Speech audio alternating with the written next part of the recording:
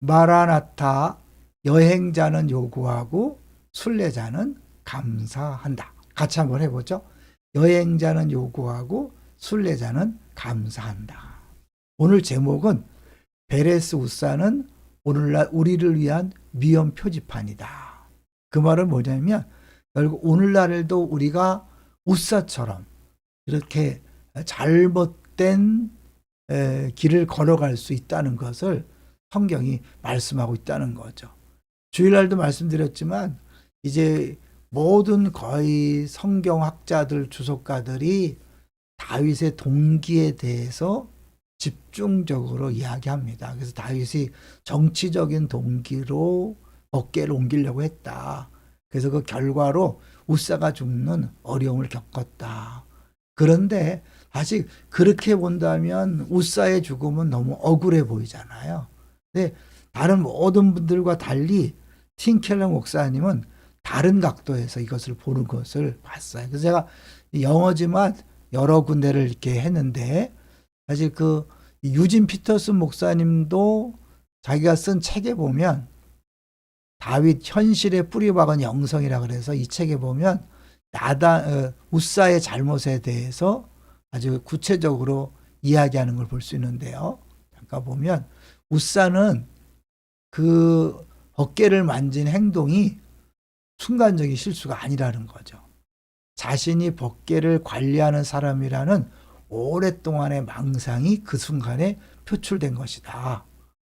그는 자신이 법궤를 관리하는 사람이라고 착각했던 거죠. 모세를 통해 주어진 분명한 지시를 무시한 거죠. 왜냐하면 술에 슬면 안 되고 만지면 안 된다는 그걸 무시했잖아요. 근데 우사는 오랫동안 자기 집에 법궤가 있는 것을 통해서 하나님을 단순히 상자에 거하시는 분으로 한 거죠. 그래서 하나님이 상자에 들어있고 그 하나님이 들어있는 상자가 땅에 떨어지면 오물이 묻을까 봐 오물이 묻지 않도록 하나님을 지킬 책임이 자기에게 있는 것처럼 나섰다. 결국 그것이 그를 죽게 만들었다는 거죠.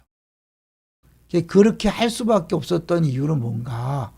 우리가 보통 이제 쉽게 얘기하면 다윗이 법궤를 옮기려는 동기는 좋았지만 방법은 틀렸다. 이것도 틀린 게 아니죠. 근데 왜 틀린 방법을 썼는가? 왜라는 거죠. 한마디로 개념이 없었다는 거예요. 영어로 쭉 나왔는데 개념이 뭐냐면 하나님이 성막에 관한 많은 조항들을 줬잖아요.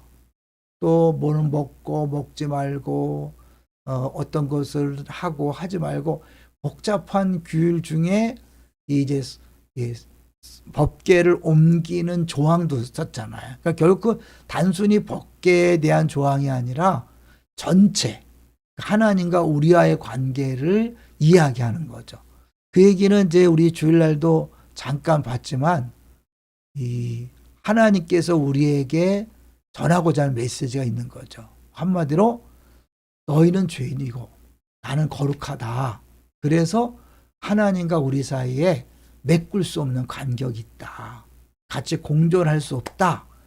그렇기 때문에 예수 그리스도가 필요하다는 것을 구약 성경 전체에서 계속해서 보여주고 있는 거죠. 그런 의미에서 숲과 나무를 함께 보아야 되는데 단순히 이것을 율법 조항만 보고 율법을 어긴 것을 보는 게 아니라 그 다윗이나 우사가 그렇게 법궤를 그런 식으로 옮기려고 했다는 자체는 뭐냐면 개념이 없었던 거예요. 무슨 개념이 없었을까요?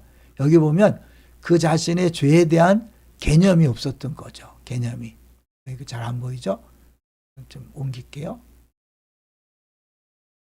개념이 없었다는 거. 무슨 개념이냐? 개념이 없었다는 게 뭐냐면 자신의 죄에 대한 개념이 없는 거죠. 그리고 잃어버린 자라는 것, 그런 개념이 없는 것이고 그 상황이 얼마나 심각하다는 개념이 없는 것이고 이 근본적인 해결할 수 없는 문제가 있다는 것을 인정하지 않는 거죠. 그 말은 뭐냐면 복음을 인정하지 않는 것과 연관이 된다는 거죠. 좀 어렵지만 이해되시죠? 그러니까 단순히 하나의 조항을 어긴 게 아니라 근본적으로 구약 성경 전체에서 말하고자 하는 것들을 거부한 거죠. 복음이란 게 뭐죠? 우리 힘으로는, 우리 노력으로는 하나님 앞에 갈 수 없다. 그래서 하나님의 특별한 은혜가 필요하다는 것이 구약 성경 전체에서 말하고자 하는 내용이잖아요. 그런데 이제 그 중에 하나가 뭐냐면 법궤를 반드시 제사장들이 메고 옮겨야 되는 것이고 손을 대면 안 된다라는 거였는데 그것에 개념이 없다 보니까 우리 주일날도 말씀드렸지만 이게 법궤가 무엇 때문에 더러워질까요? 땅의 먼지 때문에 더러워질까요?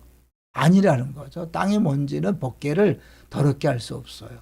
오히려 죄인인 웃사의 손이 법궤를 더럽게 할 수 있는 거니까 사실은 법궤를 보호한다는 차원에서 손을 대는 것 자체는 단순히 하나의 계명을 어긴 것보다도 구약에서 말하는 전체 우리가 죄인이고 하나님은 거룩해서 우리가 우리의 노력으로 방법으로 하나님 앞에 갈 수 없다. 어쩌면 웃사나 다윗이 새수레에 법궤를 싣고 가는 것과 또 떨어지려고 그럴 때 손을 댄 자체는 마음속으로 어떻게 해요? 하나님을 책임지고 보호하고 관리한다는 그런 의식이 있는 거죠. 그래서 이제 유진 피터스 목사님이 그런 얘기를 했어요. 주제 넘게 하나님 관리 책임자로 행사하면 죽는다. 하나님은 우리가 보호하는 존재가 아니죠. 하나님 우리를 보호하시고 우리를 지키시는 존재인데 그걸 자꾸 착각하면 열심으로 내 노력으로 내 방법으로 하나님을 위해서 뭘 한다고 착각하는 거. 그것은 결국 뭐냐면 하나님을 일반 종교의 신들과 똑같은 신으로 만들 수 있다는 거예요. 이 부분을 잠깐 제가 성경을 통해서 한번 틴켈러 목사님 사연을 통해서 볼 텐데요. 일부러 제가 그렇게 요거를 해놨어요. 하나님은 이 웃사 사건을 통해서 당신이 희석되었다는 것, 잘못되었다는 걸 보여주고 싶어 했고 틀렸다는 것을 보여주고 싶어 했다. 내 문제는 내가 개팍하다는 것이 아니라 거룩하다는 것이다. 나도 당신만큼이나 그 간극을 메우고 싶다. 그러니까 하나님이 막 이상하고 까다로워서 우리에게 막 이상한 조항들을 주는 게 아니라 하나님은 이 간격이 있다는 것을 분명히 깨닫고 그래서 그 간격은 우리 힘으로 메꿀 수 없고 오직 예수 그리스도를 통해서만 할 수 있다는 것 그런 것을 가르쳐 주고 싶다는 거죠. 이번에 이제 웃사를 죽인 것도 결정적인 순간에 이제 그런 것들이 나타나기 때문에 그것을 가르치기 위해서 한 것이다. 그래서 좀 이제 영어 좀 한번 같이 볼게요. 그들이 그 법칙을 규칙을 깨트렸는데 그들이 깨트린 이유는 뭐냐면 때문이다잖아요. 그들이 가스펠 복음을 거절했기 때문이다. 복음을 인정하지 않고 믿지 않았다는 거죠. 복음은 뭐예요? 우리는 하나님 앞에 우리의 노력으로 방법으로 갈 수 없다. 이게 이제 모든 종교와의 차이점이잖아요. 하나님 은혜로만 저 앞에 갈 수 있다. 나는 거룩한 하나님이다. 그러나 동시에 나는 구원자다. 라는 것들을 깨닫게 하려고 하나님이 이 웃사를 죽이는 어쩌면 초강수 특별한 방법을 사용하신 거죠. 정리해 볼까요? 많은 사람들이 웃사의 죽음의 원인을 다윗의 잘못된 동기, 정치적 동기 때문이라고 자꾸 이렇게 해석을 해요. 그래서 그런 사고가 났다. 그런데 엄밀히 말하면 다윗은 동기가 좋았죠. 하나님이 진짜 왕임을 인정하고 모든 백성에게 보여주기 원했지만 그러나 그 법궤를 이동하는 과정 속에서 가장 중요한 걸 놓친 거죠. 왜? 자신이 하나님을 위해 뭘 한다는 그 생각 때문에 성경과 상관없는 방법을 쓴 것이고 결국 그것은 뭐예요? 복음 전체를 거부하는 것까지 연결이 되는 거죠. 하나님 그거를 모든 백성들이 다 보는 앞에서 확실하게 이제 가르쳐 주는 거죠. 아니다. 이것 아니다. 단순히 이것은 계명을 어기는 것을 넘어서서 성경 전체에 대해서 잘못 알고 있고 잘못 믿는 것이다라고 깨닫게 하는 거죠. 오늘도 우리에게 주시는 경고는 뭘까요? 내가 하나님을 위해 뭘 하는 게 아닙니다. 내 노력과 방법으로 하나님 앞에 나아가는 것도 아니고 하나님께 영광을 돌리는 것도 아니죠. 처음부터 마지막까지 뭐예요? 온전히 은혜입니다. 하나님이 하나님과 우리 사이에 메꿀 수 없는 그 어마어마한 간격을 해결하기 위해서 예수님을 보내셨고, 예수님이 우리 대신 죽으심으로 우리 누구나 다 믿기만 하면 하나님 앞에 갈 수 있는 거죠. 이것이 복음이잖아요. 그거를 인정하지 않으면 우리 끊임없이 내 방법으로 내 노력으로 하나님을 위해서, 하나님의 영광을 위해서, 하나님을 보호하기 위해서 한다고 하지만 하나님은 그것이 아니라고 베레스후서를 통해서 말씀하고 있는 거죠.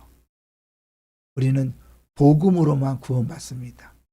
복음으로만 주 앞에 나아갈 수 있고, 그래서 우리는 은혜로 구원받고 은혜로 사는 존재입니다. 이것을 알면 우리는 어떤 상황, 어떤 조건에서도 감사할 수 있고 기뻐할 수 있습니다.